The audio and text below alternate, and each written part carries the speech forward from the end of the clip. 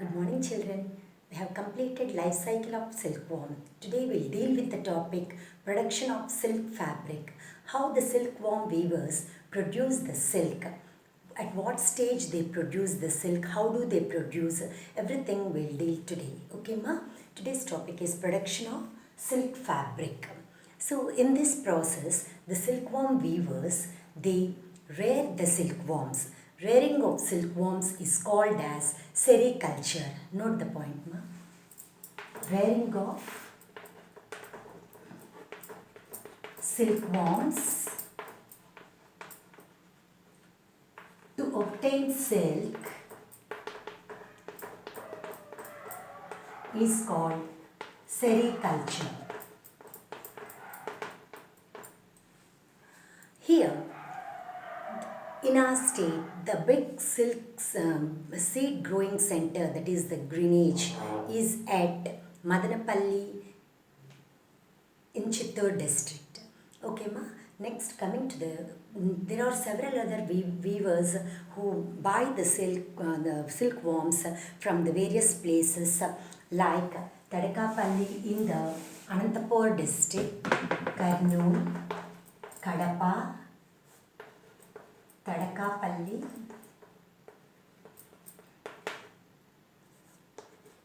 in Anantapur district,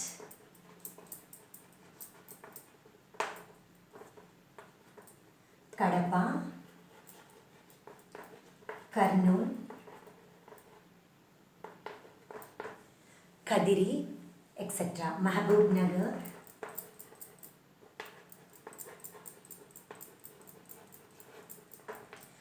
etc. These places, and mostly in the West Godavari district, in Hanuman Junction area, the weavers, they rear the silkworms to get the cocoons. Almost 5 to 6 harvest of the worms they get for a year.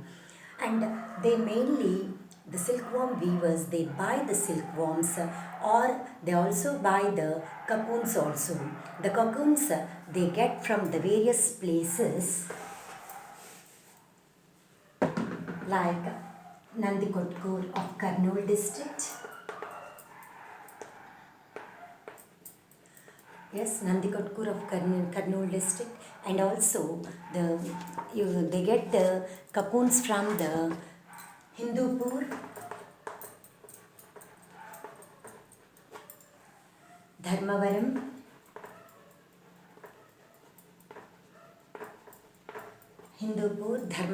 Kadiri, Raichoti,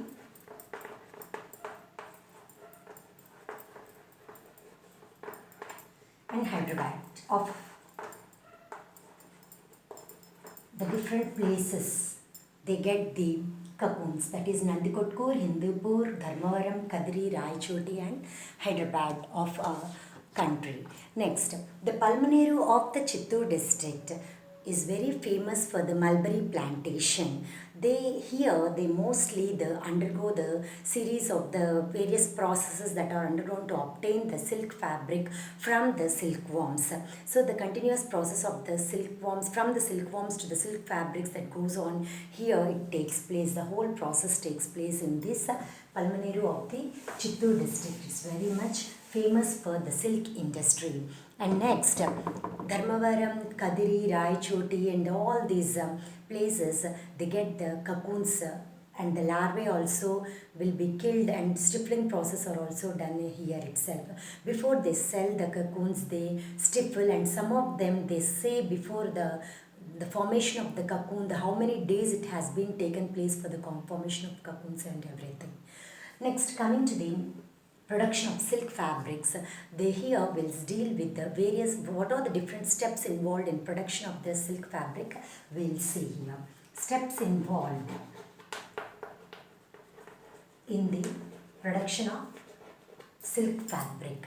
First one is silk moth, that is the weavers buy the silk moth that are ready to lay eggs from the greenages, that is seed growing centers. They lay eggs and they are kept on a special wire mesh over the white paper, kept on a wire mesh. These eggs, the female eggs normally lay 500 eggs at one go and dies. So these eggs, they transform into the larval stage, and these larvae, they depend on or feed on the mulberry leaves. So the weavers, they feed the larvae with mulberry leaves. What do? They chop the mulberry leaves finely, and these finely chopped mulberry leaves will be placed on large sized crane frames called as large sized cane frames. They are called as chandrikalu. Large sized cane frames called as chandrikalu. First silk moth, they convert to eggs, then larvae. After 30 to 35 days of the larval stage, the larvae changes to the cocoon stage. At this stage, they wound a net around itself, which when exposed to air, they become strong. So they remove these cocoons, and before they transform into the adult stage, they stifle these cocoons. The process of killing the larva present inside the cocoon is called as stifling. So the next process is stifling process. Next it undergoes stifling process. That is killing the larvae inside the cocoon.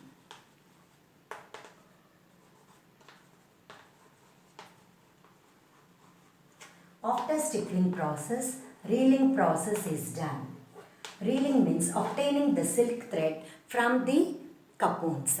While they get the silk thread, means they boil the silkworm cocoons in the hot bath, in water bath, which the fibers get loosened, and they hold upon the one end of the fiber and drag it and twist over the twisters, that is all over the reeling machines or twisters. So reelings is the process done in the reeling centers. The reeling centers are present in Nandikotkur, Hyderabad, Karimnagar, Dharmavaram, and so on places. Dharmavaram, it is the silk city of Andhra Pradesh, and these reeling centers, we get the fibers. From the fibers, they are transformed to the yarn, and from the yarn we get the fabric. So in this process of getting the fiber, the fiber is then bleached. Then it is colored. First cleaned and bleached. First it is cleaned and again it is bleached. It's cleaned and bleached. Then it is dyed, that is colored. After dyeing the silk, we get the thrown silk, that is twisted silk. Raw silk is converted to twisted silk, and from the thrown silk we get the weaving is done when the thrown silk is fixed to in the warp and weft threads and prone to the weaving process. Through the weaving process, we get the fabric. After weaving, we get the fabric. This is the pattern in which the silkworms are being. We get the silk thread or the fabric from the silk fiber. I think you have understood everything, ma? See here, in the production of silk fabric, the silk moth is transformed to eggs. They give the eggs, transformed to larva stage, next cocoon stage. The cocoons are stifled, then reeled, then cleaned and bleached, then dyed, then thrown silk is obtained, then the silk fiber is woven on the weaving machines, that is then in handlooms or power looms, from which we get the fabric. This is the pattern in which the production of silk fabric is done by the silkworm weavers. And the workers who work in this silk industry normally suffer from the skin diseases or respiratory problems because of these worms that move around their body. They suffer from these due to these worms. So normally the stippling process is done to store the cocoons for the longer period. Stippling process is normally done to store the cocoons for a longer period. Next, we talk about the cocoons. Now, the cocoons, about average cocoon may, from the thread of an average cocoon, we get the silk thread of, about 1000 to 3000 feet. 1000 to 3000 feet. Next, from the cocoon of 2000 to 3000 cocoons, 2000 to 3000 cocoons, we get the silk thread of approximately 500 grams of silk. That is, it may be approximately ranging to 5 millions, that is 50 lakhs. It's 50 lakhs, 5 millions feet of silk is obtained from the 2000 to 3000 cocoons. This is about the cocoons, how many cocoons are required to get how much of the silk. Is it clear, children? So I think you have understood what is stippling process, what is reeling process, where are the reeling centers in our country, and where are the silk fibers in our silk weaving centers in our state, and so on. So now we'll talk about the types of silk fabrics and types of silk. Coming to the types of silk fabric. Types of silk fabric. Silk fabric normally gets its name from the place where it is being made. That is, if you say the Pochampalli silk, it is from the place of Pochampalli that it is made. So Pochampalli, Dharmavaram, Benares, Varamahalakshmi, Kanchipuram, Varamahalakshmi, as you know it, isn't it? All of you know it. Pochampalli, Dharmavaram, Benares, Kasi, you know, no? Benares silk, Pochampalli silk, Dharmavaram silk, Kanchipuram, Narayanpet, Kottakota. So these are all the places by which the silk get its name through its place where it is being made. So from this we can understand that silk get its name from the place where it is being made. Pochampalli silk. Generally, the Pochampalli silk is in this manner. Is it clear, ma? It is of tie and dye manner.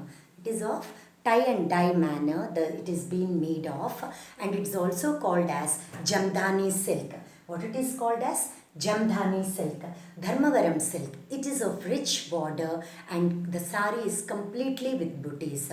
The border is rich and the pallu is also rich pallu it may have. So in general I'll make you show how the rich pallu may be.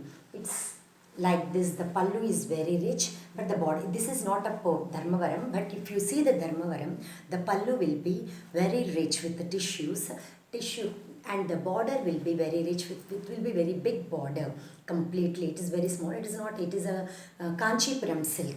It's a Kanchipuram silk. And next another one is and next I'll show you the types of silk that is made, that the different places they use the silk of worms. So they are tussar silk. Here types of silk. Now you see the types of silk the fabric is made up of. For that there is a tussar silk, Muga silk, Mulberry silk, Eri silk, Kosa silk, So these are the different varieties of silk that it gets its name through that the tusser, it's the worm that it eats on the oak plantation. That silk that is obtained by the worm which feeds on oak plantation is tusser silk. I'll show you the tusser silk. So these are the varieties of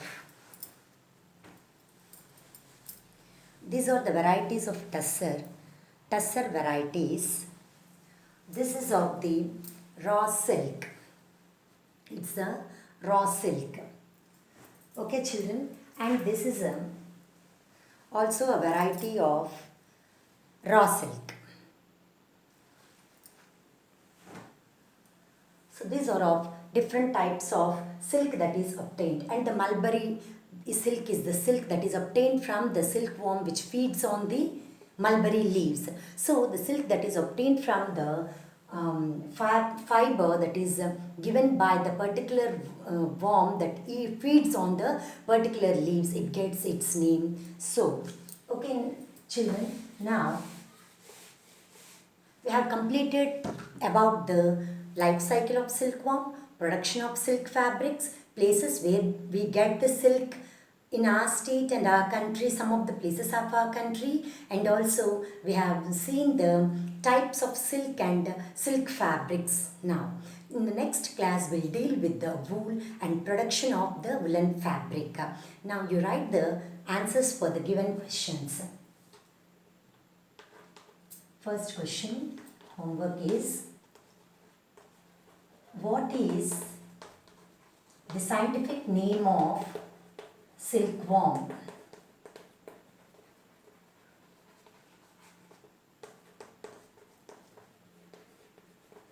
At what stage do you get? At what stage do you get silk, or at what stage of silkworm? At what stage of silkworm do you get silk?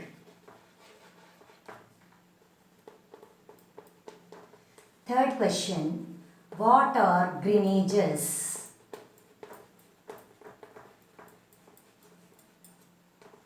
Fourth question, what are chandrikalu?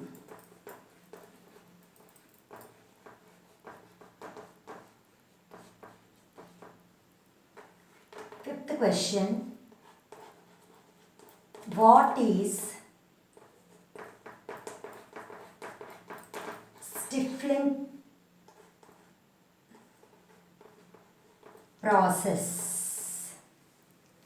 Okay, children, answer these questions today, and next class will deal with the production of woolen fabric. Thank you, children. Have a good day.